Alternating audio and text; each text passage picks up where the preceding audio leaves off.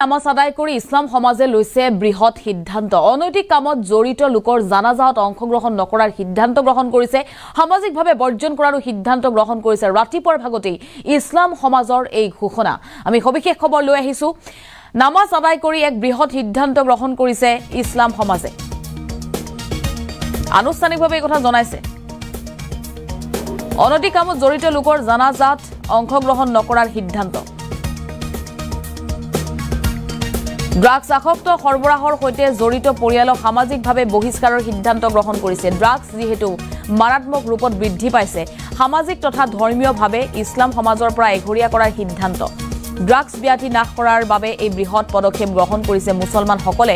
ৰাজহুৱা কবৰস্থানৰ ভিতৰে কবৰস্থ নকৰাৰো বৃহৎ সিদ্ধান্ত লৈছে মছজিদ সমিতিয়ে। ৰাতাবাৰীৰ পূব টংকিবাৰী মধ্য জামে মছজিদ কমিটিৰ শলাগ ল'বলগীয়া এক পদক্ষেপ। জুম্মা নামাজ আদায় কৰি মছজিদ পৰিচালনা সমিতিয়ে গ্ৰহণ কৰিছে এই সিদ্ধান্ত। মধ্য জামে মছজিদ অঞ্চলৰ যুৱকসকলক সুপথে ঘূৰাই অনাৰ বাবে এই বৃহৎ সিদ্ধান্ত গ্ৰহণ কৰিছে মছজিদ সমিতিয়ে। কেৱল আসক্ত ব্যক্তিয়ে নহয়, পৰিয়ালৰ সকলো সদস্যৰ ক্ষেত্ৰত প্ৰযোজ্য হ'ব এই নিয়ম। সামাজিকভাৱে বৰ্জন কৰা হ'ব ড্ৰাগছ আসক্তক বা ড্ৰাগছ আসক্ত পৰিয়ালক। কোনো আত্মীয়ই যদি আইন উলংঘা কৰে, সামাজিক ধৰ্মীয়ভাৱে বৰ্জন কৰিব মছজিদ সমিতিয়ে। আৰু নামাজ আদায় কৰি বৃহৎ সিদ্ধান্ত গ্ৰহণ কৰিছে ইছলাম সমাজে। আৰু ৰাতাবাৰীটো যিহেতু ভয়ংকৰ ৰূপত ড্ৰাগছ ব্যাধি বৃদ্ধি পাইছে, ড্ৰাগছ সৰবৰাহৰ লগত জড়িত হ'লেও কিন্তু সামাজিকভাৱে বৰ্জন কৰা হ'ব। জানাজাহত অংশগ্ৰহণ নকৰাৰ সিদ্ধান্ত গ্ৰহণ কৰিছে। ৰাজহুৱা কবৰস্থানৰ ভিতৰতে কবৰস্থ কৰা নহ'ব পৰিয়ালৰ লোকৰ। সামাজিকভাৱে তথা ধৰ্মীয়ভাৱে ইছলাম সমাজৰ পৰা এঘৰীয়া কৰাৰ সিদ্ধান্ত গ্ৰহণ কৰিছে। অনৈতিক কামত জড়িত লোকৰ জানাজাহতো অংশগ্ৰহণ নকৰাৰ সিদ্ধান্ত।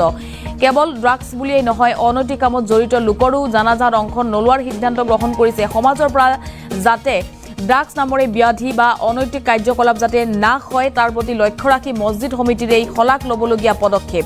এই মুহূৰ্তত আমাৰ হাতত মন্তব্য আহি পৰিছে, মন্তব্য শুনক। বর্তমানে উপস্থিত আছি রাতাবাড়ি জিপির পূর্ব টঙ্গিবাড়ি মধ্যম জামে মসজিদ। আমরা লগে আছেন আমরা মসজিদের প্রধান ইমাম এবং আমরা রাতাবাড়ি টাইটেল মাদ্রাসার মুহাদ্দিস মৌলানা আলতাফ হোসেন সাহেব এবং আমরা মহল্লার আলী মহল এবং সাধারণ আমরা মসজিদ পরিচালনা সমিতি।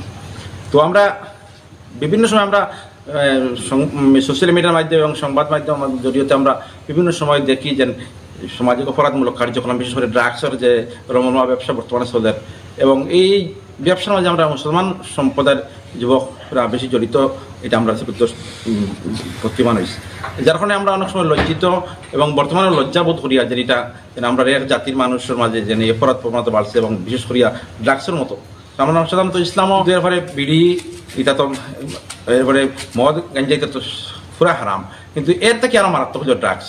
এই ড্রাগসের যেটা আকার ধারণ করছে, এর লাগে আমরা অন্তত মুসলমান সম্প্রদায়ের মানুষ হিসাবে আমরা খুব লজ্জিত এবং শর্মিন্দা হইয়া।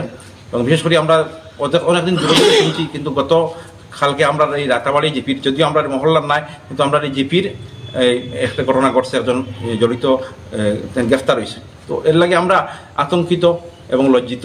এই হিসাবে আজকে আমরা মসজিদ কমিটির সারা মানুষ এবং গ্রামের মানুষ এবং আমরা ইমাম সাহেব লইয়া আলিমহল লইয়া আমরা একটা সিদ্ধান্ত লইছি যে অন্তত আমরা মহল্লাত এরকম ঘটনা কোনোদিন ঘটছে না এবং ঘটতো না ভবিষ্যতে।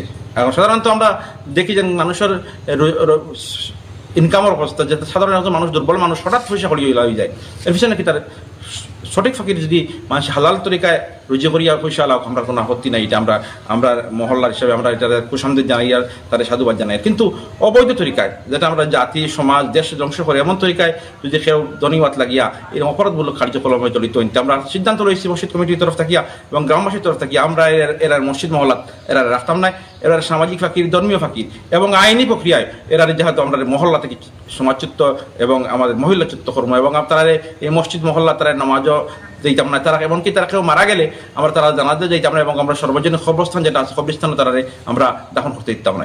এরপরে যদি তারা কোনো আত্মীয়স্বজন যায় না, আমরা তারা গেলে বয়কট করবো।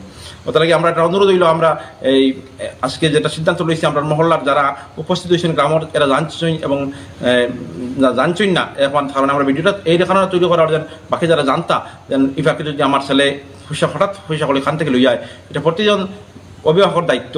যে আমার ছেলে একজন বেকার, কিন্তু হঠাৎ তো রোজি রোজগার কিলা করে, আজকে রাত্রে 12টার সময় 1টার সময় আর না 2 দিন আর না কিতা লাগি আর না, এটা আমরা দায়িত্ব এবং কর্তব্য। কিন্তু আমরা যদি প্রতিটা প্রতিটা গার্জেন প্রতিটা মানুষের একটা নির্দিষ্ট সীমারেখা আছে। এই সীমারেখা মাঝে আমরা সচেতন যদি এখন পরিবারের গার্জেন হইলে তাই কর্তা তাই যদি সচেতন জানতাম পরিবার টিপিয়ে দিব। ঠিক তদুর একটা মহল্লা